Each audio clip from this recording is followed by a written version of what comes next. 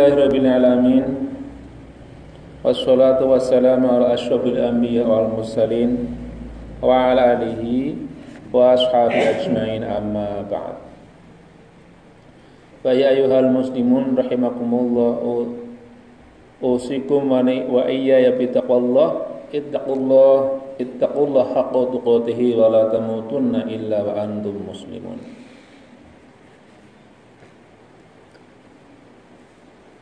Wa qala ta'ala fi kitabil karim, a'udzu billahi minasy syaithanir rajim. Ya ayyuhalladzina amanu taqullaha wal tanzur nafsum ma qaddamat lighad wa taqullaha innallaha khabirum bima ta'malun.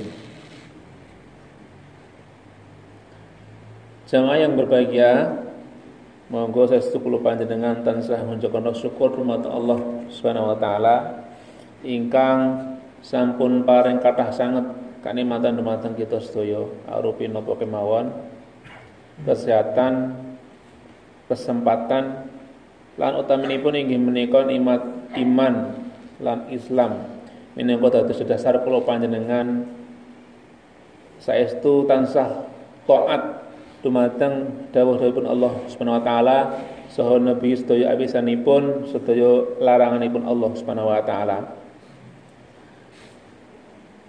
Yang menapa kula panjenengan tansah kedah ngunjuken rasa syukur jamaah sedaya margi teng menjawi menika nggih di luar sana kata sangat sedherek kita yang dereng saged nindakaken kewajibanipun amargi sekuwonten perjalanan napa amargi segerah napa amargi dereng kebikak manahipun itu sehingga dereng saged melangkahkan kaki memudahkan napa nggih niat izaipun kangge nindakaken kewajiban minangka tiyang Islam ingkang napa niku mukallaf. Amargi ibadah Jumat menika wajib tumrapipun tiyang muslim sing mukallaf lan napa niku terutama inggih menika tiyang jaler. Jadi kalau orang perempuan tidak ada kewajiban sholat Jumat, ning menawi badhe nindakaken nggih nderek nggih mboten masalah, mboten napa-napa. Lan ugi nggih tiyang ingkang mukim, dadi nek kula panjenengan sedang dalam perjalanan niku nggih mboten nonton kewajiban salat Jumat. Niku rukhsah bonus saking Gusti Allah. Ewa semanten nek panjenengan kula sedaya misale kepengin tetep nindakaken salat Jumat nggih ta mampir sekedap teng masjid teng margi niku nggih saya mawon. Nah, tapi prinsipipun ketika dalam safar perjalanan kula panjenengan tidak ada kewajiban salat Jumat, hanya kewajiban salat zuhur. Begitupun orang yang sakit tidak usah memaksakan diri untuk salat Jumat, nggih. Lebih baik di rumah ataupun mungkin di rumah sakit begitu salat dengan semampunya saja. Itu zuhur mawon mboten sah kepikiran salat Jumat mekaten. Salawat salam mugi tansah katetepna dumateng junjungan kita Nabi Agung Muhammad sallallahu alaihi wasallam. Jamaah sedaya kula pesen dumateng pribadi kula piyambak kula berwasiat nggih lan umipun dumateng panjenengan sami muga tansah ningataken takwa kita dumateng Allah Subhanahu wa taala kanthi takwa ingkang sejatos dengan takwa yang sesungguhnya inggih menika melaksanakan semua perintah Allah dan menjauhi segenap larangan Allah Subhanahu wa taala. Nah, klebet kula panjenengan dinten menika siang menika nindakaken salat Jumat inggih termasuk klebet napa niku implementasi utawi perwujudan dari takwa kita kepada Allah Subhanahu wa taala. Terus nek kula panjenengan secara fisik dirasa nggih dirasaken nggih sehat gitu. Waktune nggih longgar, mboten nonton alangan, mboten nonton kesibukan napa-napa sing sifatnya darurat gitu. Niku nek mboten nindakaken salat Jumat berarti niku mboten takwa. Bukan orang yang bertakwa. Karena apa? Tidak menjalankan perintah Allah Subhanahu wa taala. Apalagi karena sengaja kata Nabi jamaah sedaya kula panjenengan sengaja tidak salat Jumat tanpa alasan yang sifatnya syar'i, kata Nabi sampai 3 kali niku kutiba minal munafikin, ditulis dimasukkan sebagai orang yang munafik. Nauzubillah tsumma nauzubillah. Jamaah sedaya yang berbahagia, Jadi sedikit saya di sini akan menyampaikan semacam wawasan tentang pentingnya kita itu bersikap ataupun punya karakter akhlak yang baik ketika dalam pergaulan dengan masyarakat dalam kehidupan sehari-hari. Jadi dasaripun hadis saking Kanjeng Nabi Muhammad sallallahu alaihi wasallam nggih dari riwayat Abdullah bin Amr bin As. Qala kata Nabi nggih, inna mathalal mu'mini kamathalil lahlati aqalat tayyiban wa da'at tayyiban wa baqat falam tuksar falam tufsid. Falam taksud falam tufsid. Terus kula panjenengan niku kata Nabi, orang mukmin itu harusnya hidup seperti seekor lebah. Nggih. Lebah niku menapa cirinipun jamaah sedaya? Akalat tayyiban. Kita hanya memakan hal-hal yang baik-baik saja, yang halal dan yang baik. Ya. Kalau yang haram berarti ya jangan dimakan. Dosa hukumnya. Atau kalau ingin sing ramen apa niku rendang tapi babi. Berarti kan niku kudune rendang jarene niku saking Sumatera Barat yang khas identik dengan Islam kok malah menunya babi, berarti itu rendang yang haram.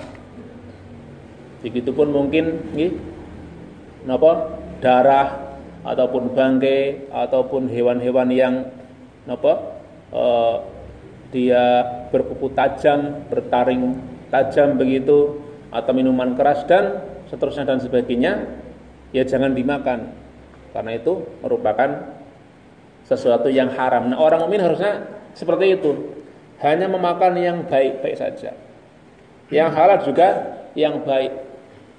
Ya, di antara ciri baik gimana kok tidak berlebihan. Jadi kalau kata Quran juga Nabi mengatakan jangan makan berlebihan. Gitu. Jangan mengandung yang itu bagi tubuh tidak bagus. Kalau sekarang orang-orang yang 40 tahun ke atas atau 50 tahun ke atas ya sangat dianjurkan agar menghindari makanan yang mungkin mengandung kolesterolnya tinggi, gulanya tinggi dan lain sebagainya. Itu halal, tapi tidak thayyib itu tadi. Jadi halal bukan berarti itu bagus buat tubuh kita, gitu.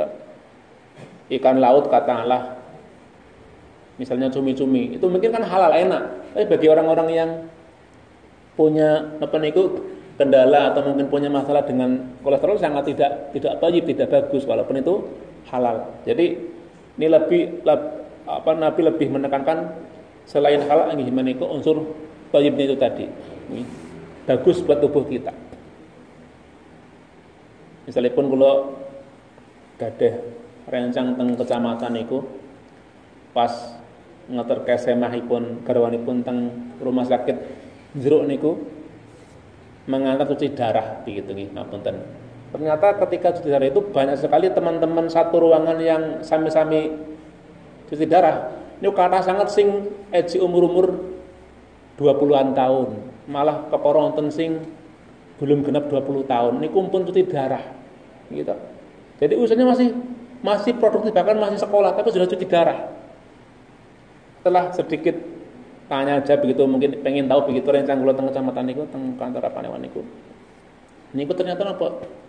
Nggih. Jadi masih kecil muda tapi senang sekali mengkonsumsi minuman-minuman yang napa niku mengandung gas, mengandung pengawet kimia semacam itu ternyata sangat bagus walaupun enak tapi tidak bagus untuk ginjal kita.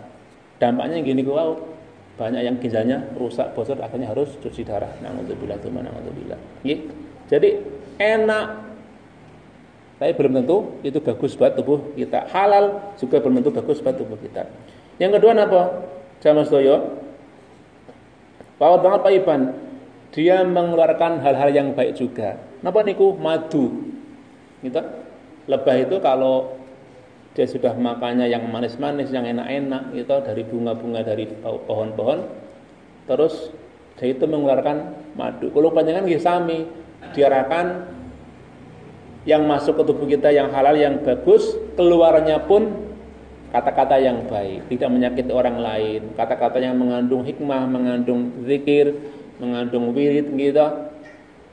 Kata-kata yang baik intinya.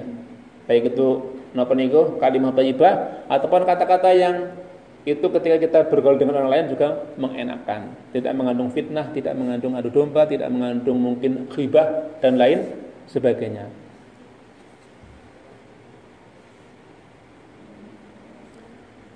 Terus yang ketiga napa Mas Toyo? Bahwa kongat falam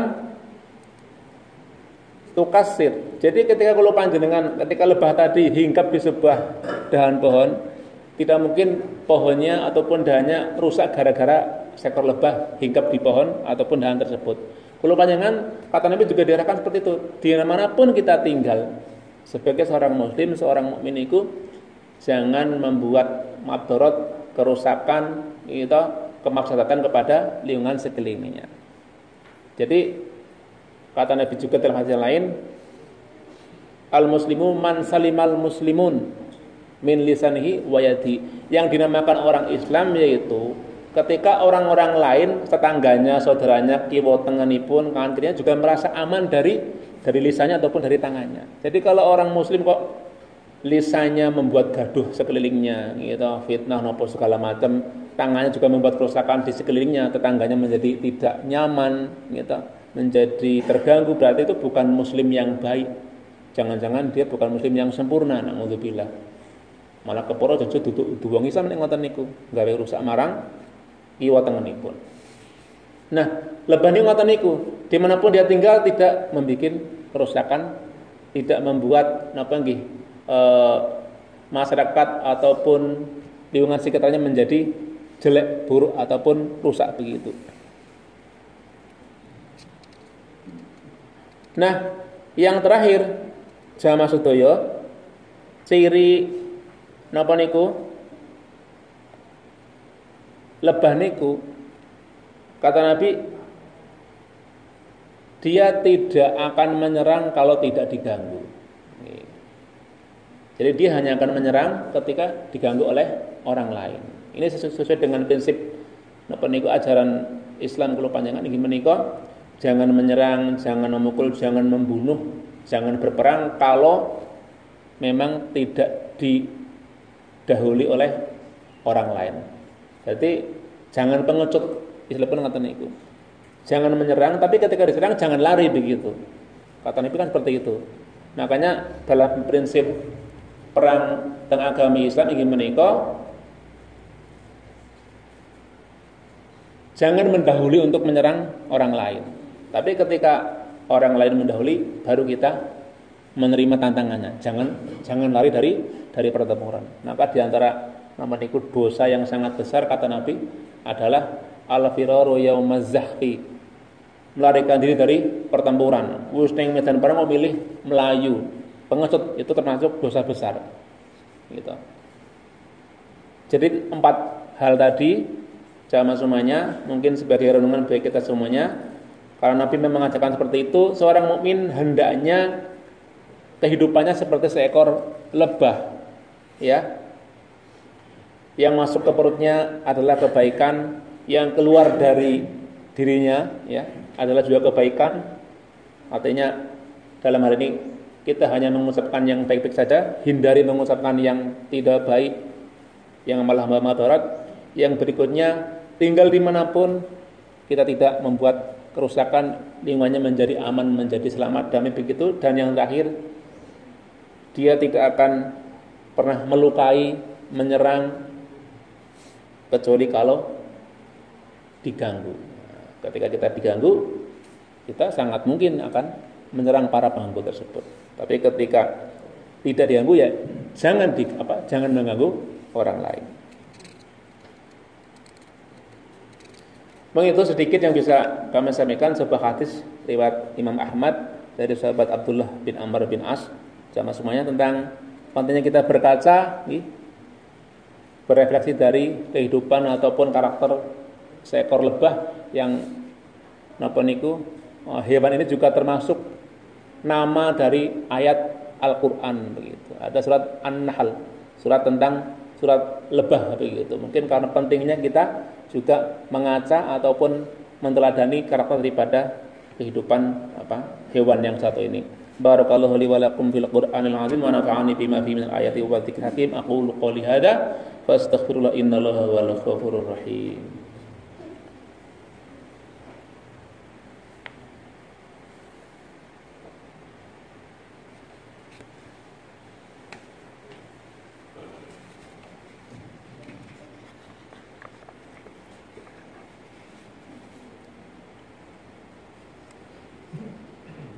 Innal hamdalillah nahmaduhu wa nasta'inuhu wa nastaghfiruh wa na'udzu billahi min syururi anfusina wa min sayyiati a'malina may yahdihillahu fala mudilla lahu wa may yudlil fala hadiya lahu.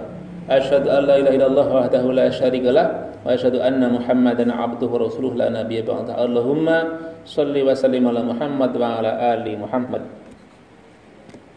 Fa ya ayyuhal muslimun rahimakumullah, usikum wa nafsi bi taqwallah. Ittaqullaha haqqa tuqatih wa la tamutunna illa wa antum muslimun. Qala ta'ala fi kitabil karim, a'udzu billahi minasy syaithanir rajim. Innallaha malaikatahu yusholluna 'alan nabiyyi ayyuhalladzina amanu shallu 'alaihi wa sallimu taslima. Bismillahirrahmanirrahim. Alhamdulillahil alamin, hamdal na'imin, hamdash syakirin, hamdan yuwafi ni'amahu wa yuqim mazidah. Ya Rabbana wa lakal hamdu kama yanbaghi li jalali wajhikal karim 'azimi sultanik.